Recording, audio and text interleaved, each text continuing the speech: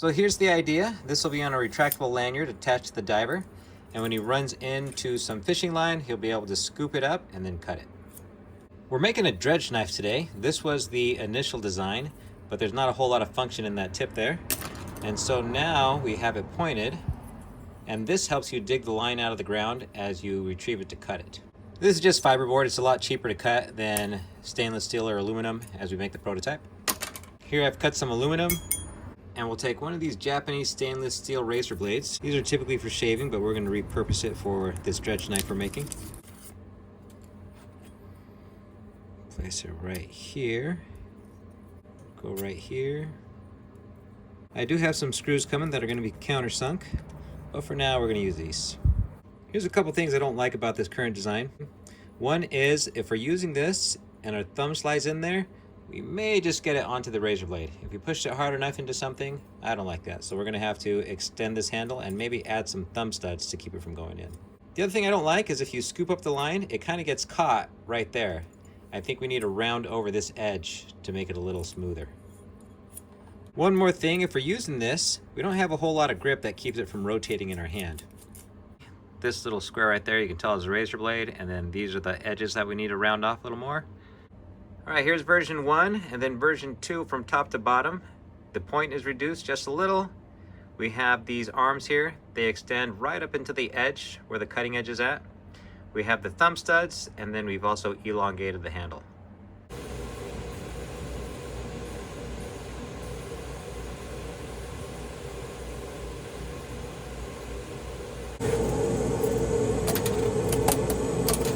Now in cutting a couple pieces, there's something I don't like about these thumb studs. When I roll it through, you can get caught up on it, or you're also using your thumb as a ramp to load it into the cutting area. After several different designs, we're moving on to cutting.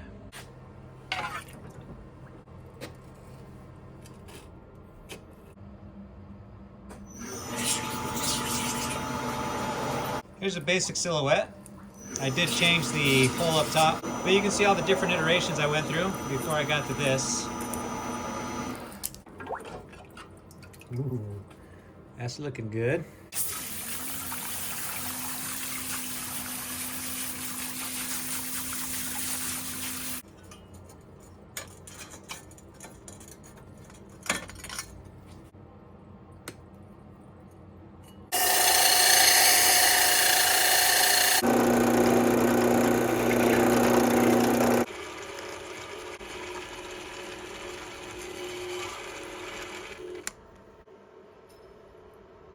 Now we just need to get rid of this little burr right there.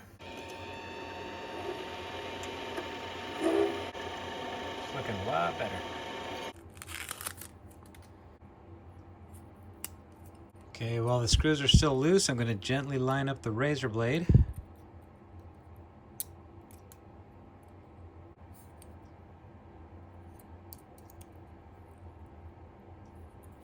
Okay, this still needs to be tumbled, but we're going to polish it up a little bit with this scouring pad.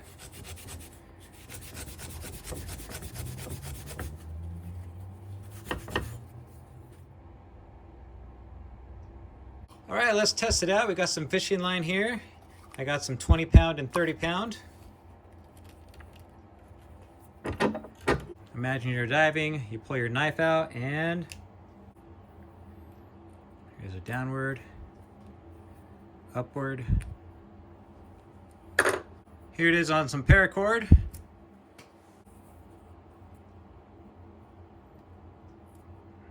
Ooh. Now, since this razor blade is so thin, it does tend to bend if you don't have a straight shot on the line. So let's see what happens if we try to cut sideways with it. Okay, holding it, gonna go at a 45 degree like this.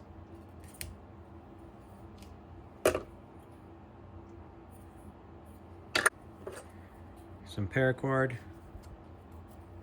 Oh, I can feel it's already damaged, but it's still cut through. Oh look, you see how the blade got bent? Okay, let's change it out, and we're gonna try to cut some 1/4-inch Paramax. There's that bent blade. Now they're so sharp because they're so thin. Ooh, I almost cut myself there.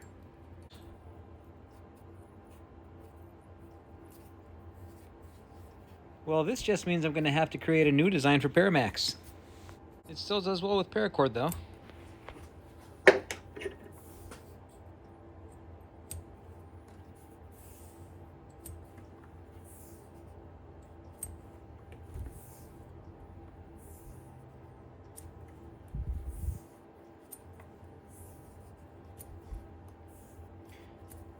As long as you're cutting straight on with the blade, it'll last a while. But if you move it side to side, it's going to bend the blade since it's so thin.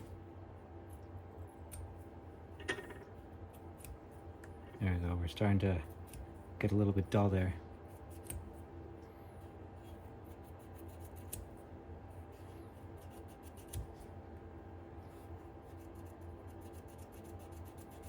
Yep.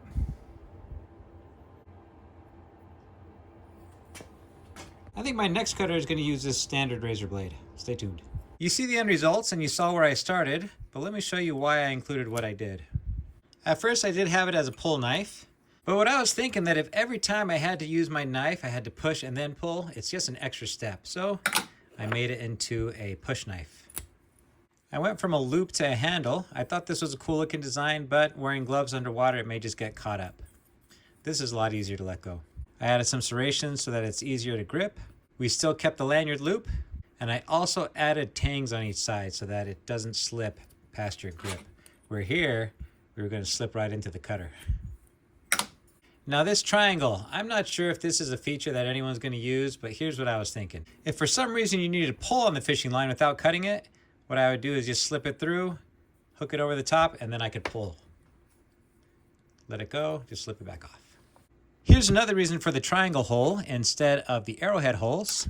If you have a carabiner on your diving harness, you can hook it in, and then to take it off, you just lift it up and then bring it out.